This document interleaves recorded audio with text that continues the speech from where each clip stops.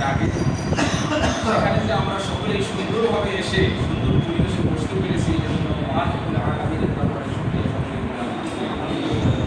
দরুদ ও সালাম করছি সেই মানবতার মহাসত্যের উপর সাইয়্যিদুল মুরসালিন শাফিউল নবীন রাহমাতুল লিল আলামিন জনাব মুস্তাফা আহমদ রাসূলুল্লাহ, যার ঘরে বসে আমরা আলোচনা করছি সেই রাসূলের উপর। সেটা হলো যে বেসরকারি স্কুল, কলেজ, মাদ্রাসায় বিভিন্ন উদ্যোগের প্রতিষ্ঠানগুলো রয়েছে, জাতীয়করণ প্রত্যাশী জোটের উনি সদস্য। আলহামদুলিল্লাহ, তার ঐকান্তিক প্রচেষ্টায় ওনাকে এর পূর্বের আন্দোলনে অ্যারেস্ট করা হয়েছিল। আমাদের শিক্ষকদের যৌথ আন্দোলনের ফলে সেই সময় সরকার থেকে ছেড়ে দিতে বাধ্য হয়েছে। কিন্তু তিনি 25% উৎসব পাতা থেকে শুরু করে 50% উন্নীত করেছেন, নিয়েই কিন্তু ছেড়ে দিয়েছেন সেই আন্দোলন।